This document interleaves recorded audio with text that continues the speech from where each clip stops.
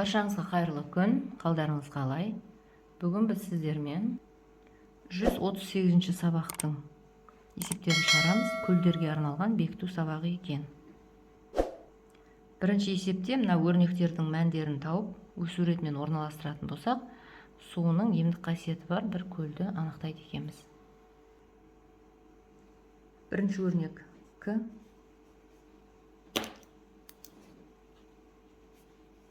Екінші өрнектің мәні А.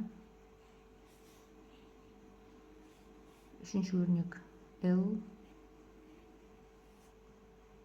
Келесі А екен. Келесі Ö. Сосын Л.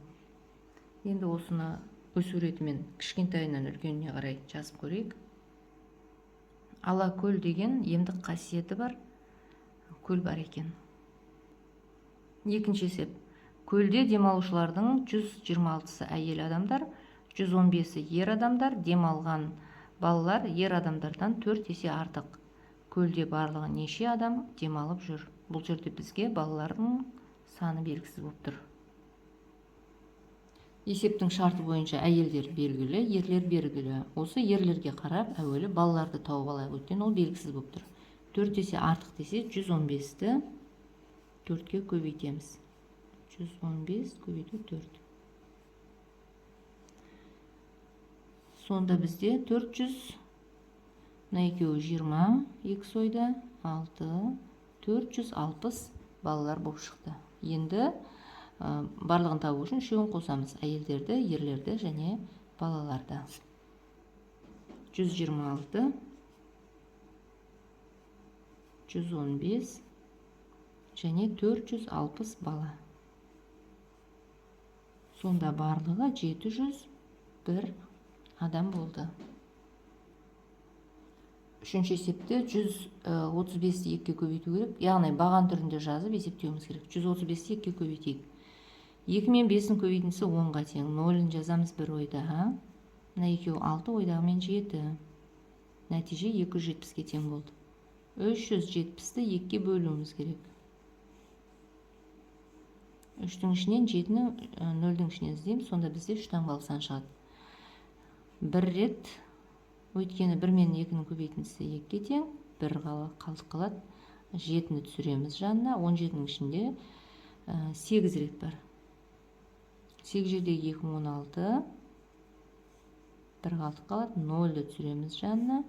Сонда 10-ның ішінде 2 5 рет бар. Нәтиже 185-ке тең. 125-ті 4-ке көбейту керек.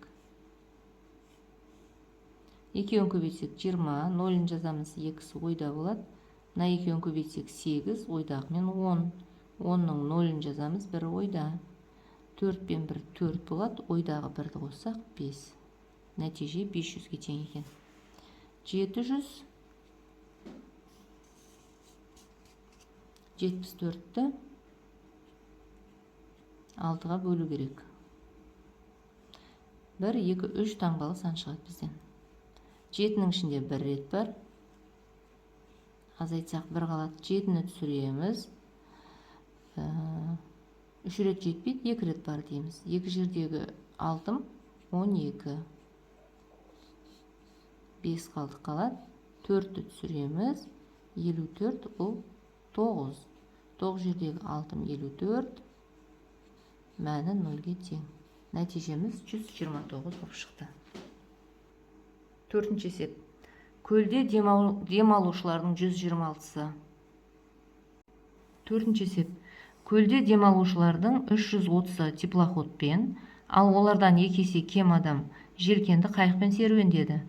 Көлде барлығы неше адам теплоходпен және желкенді қайықпен серуендеген.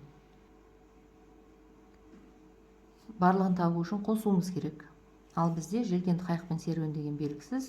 Оны табу үшін жақшаның ішіне орындаймыз 2-ке көбейту арқылы.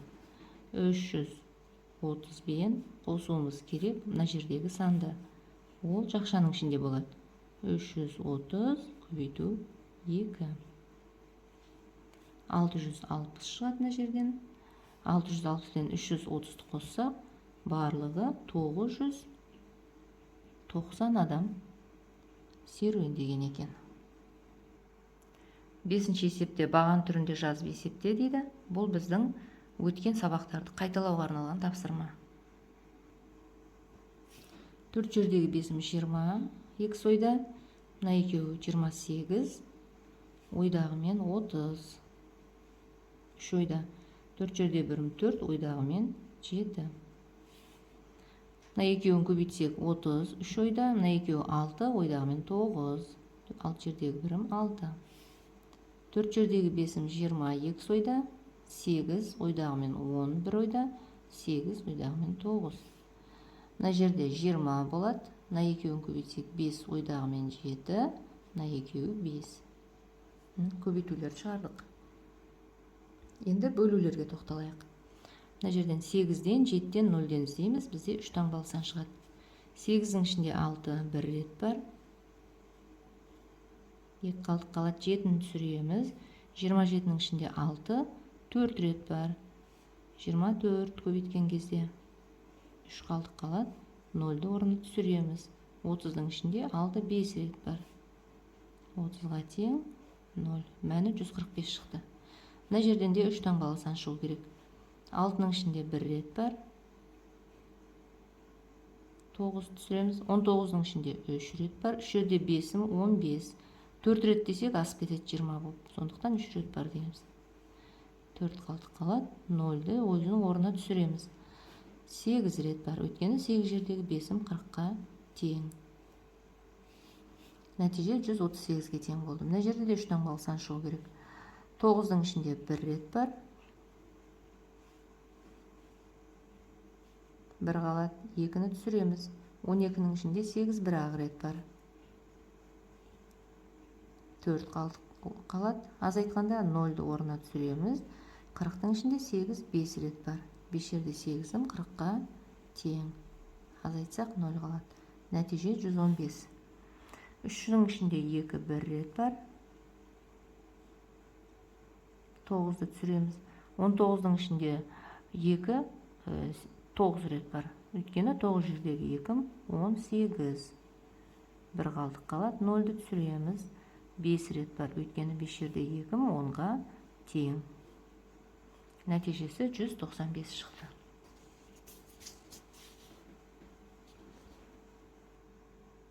6-шы есеп. Көлдің тереңдігінің алттан бір бөлігі 14 метрді құрайды. Көлдің жалпы тереңдігін тап. Бұл жерде бүтінді табуымыз керек. Одан кейін кері есеп құрастырып оны да шығарамыз. 14 метр деген бұл бөлік, алттан бір бөлік. Енді біз бүтінді табу үшін мынау бөлікпен бөлімді көбейтуіміз керек. Сонда жалпы тереңдік шығады. Жалпы тереңдігіміз 84 метр болып шықты. Енді кері есеп. Кері есепте белгісізі белгілі, белгілісі белгісіз болуы тиіс. Бұл жерде біздің бүтініміз, яғни жалпы тереңдігіміз белгілі, енді бөлікті табуымыз керек. Алттан бір бөлік. Оны табу үшін 84-ті 6-ға бөлеміз.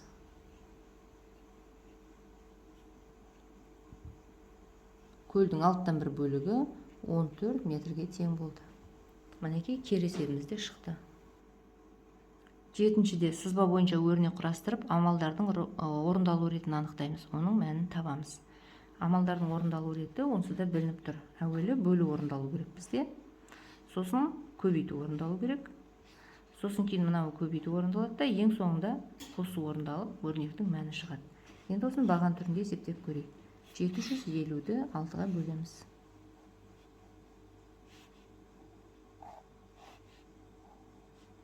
3 таңбалы сан шығу керек. 7-ның ішінде 6 бір рет бар. 15-дің ішінде 6 2 рет бар. 2 жердегі 6-ым 12. 3 қалдық қалады. 0-ді орнына түсіреміз. 30-ның ішінде 6 5 рет бар. Демек, мына жерде 125 деген сан шығады екен. Енді осы 125-ті 2-ге көбейту керек.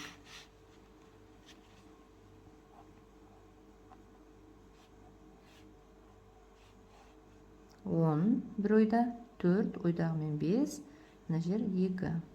Мына жердегі сан 250 деген сан шықты. Енді бізде қосу ең соңында орындалу керек. Үшінші амал бізде көбейту. 118-ді 5-ке көбейтеміз.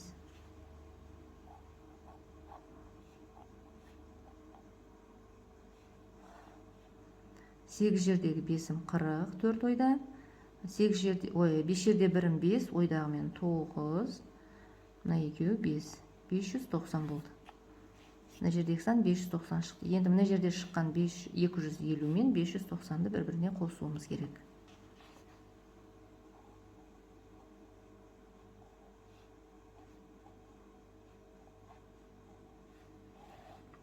0, 9 мен 5-ті қоссақ 14, бір ойда.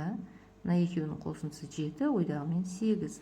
Сонда бізде нәтиже 840 шықты. Тапсырма бізде өрнек құрастыру керек болатын. Тапсырма бойынша мінекей өрнек құрастырдық. Мәні 840. Есеп шықты. 8-де амалдардың орындалу ретін анықтап есептеу керек. Бұл тақырыпта, бұл сабақта бізге бұрыннан таныс. Көбейту мен бөлу бірінші орындалады, жақшаның іші бірінші орындалады, ал қосу мен азайту кейін орындалады. Соны ескеріп, мәнін табамыз. Мінекей амалдардың орындалу ретімен есептегенде осындай нәтижелер шықты. 9-шы бізде логикалық тапсырма. Арман, Болат және Қайсар көлден қармақпен балық аулады. Олардың әрқайсысы не таутан, не мөңке, не алабұға аулады. Егер төмендегілер белгілі болса, онда олардың әрқайсысы қандай балық аулады? Бірінші, алабұға мен таутанда тікенекті жүзбе қанат бар, ал мөңкеде жоқ.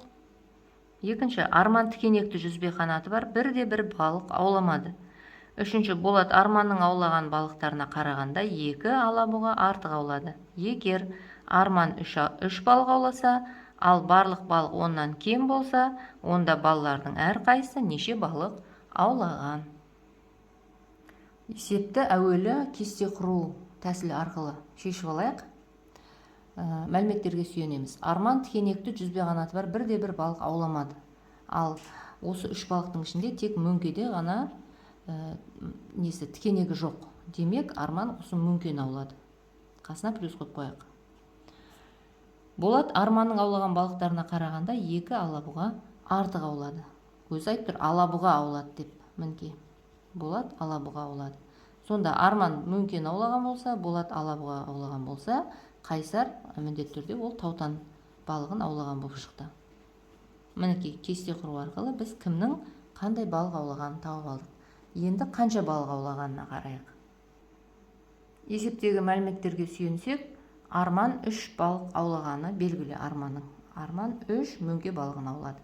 Ал Болат болса, одан 2 артық. Демек, мынадан 2 артық болса, ол 5 балық аулады деген сөз. Енді айтады, 3-інің аулаған балығы 10-нан кем дейді. 10-ға жетпейді деп тұр. Қайсардың қанша балық аулаған? Ол таутан балығын аулаған болатын. Қанша балық аулағанын табайық. Мына екеуін қосамыз 8. 10-ға жетпейтін сан ол 9. 8-ден артық, 10-нан кем. 9 болу үшін оған қанша балық керек? Біреу керек. Демек, Қайсар 1 балық аулаған болып шықты. Мінекей, бұл есебіміз де шықты. Бүгінгі сабақтағы барлық тапсырмаларды түсіндіріп орындап болдық. Видеоны соңына дейін көрген болсаңыз, менің каналымды қолдап, комментарий жазып, лайк басып қойыңыздар. Қоңыраушаны да басып қоюды ұмытпаңыздар.